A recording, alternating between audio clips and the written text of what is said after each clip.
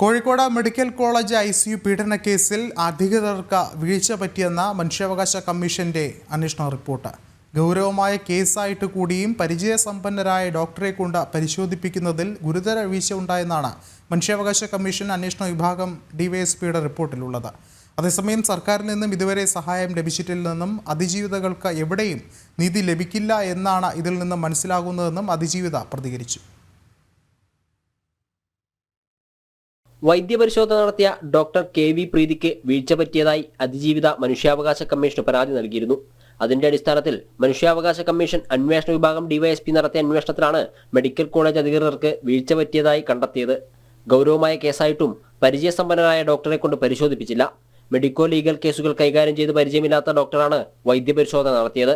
വൈദ്യപരിശോധനയ്ക്കായി police നൽകിയ അപേക്ഷയിൽ കേസിന്റെ ഗൗരവം സൂചിപ്പിച്ചിട്ടും ഇത് അവഗണിച്ചുവെന്നും റിപ്പോർട്ടിലുണ്ട്.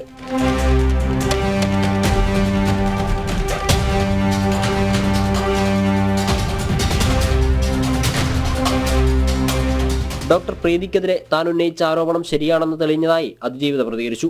IG-യുടെയും മനുഷ്യാവകാശ കമ്മീഷന്റെയും റിപ്പോർട്ട് പരിഗണിച്ച് നടപടിയെടുക്കാൻ മുഖ്യമന്ത്രിയോട് ആവശ്യപ്പെടുമെന്നും അതിജീവിത പറഞ്ഞു. നീതി എനിക്ക് ലഭിച്ചിട്ടില്ല. IG കണ്ടുപിടിച്ചതും ഇത് തന്നെയാണ്. IG-ക്ക് കൊടുത്ത പരാതിയിൽ ഡോക്ടർ പ്രീതിന്റെ ഭാഗത്ത് നിന്ന് തെറ്റുണ്ടെന്ന്. പക്ഷേ ഇതുവരെ അതിനൊരു നടപടി സർക്കാരിന്റെ ഭാഗത്തു നിന്ന് ഉണ്ടായിട്ടില്ല. എവിടെയും അതിജീവിതകൾക്കൊരു നീതി ലഭിക്കില്ലെന്നാണ് ഇതിൽ നിന്ന് മനസ്സിലാക്കുന്നത്. ICU പീഡനത്തിൽ പോലീസിന്റെ അന്വേഷണം തുടരുകയാണ്. അതുകൂടി പരിഗണിച്ച് കുറ്റക്കാർക്കെതിരെ നടപടിയെടുക്കണമെന്നും മനുഷ്യാവകാശ കമ്മീഷന്റെ റിപ്പോർട്ടിൽ നിർദ്ദേശമുണ്ട്. ജനം, കോഴിക്കോട്.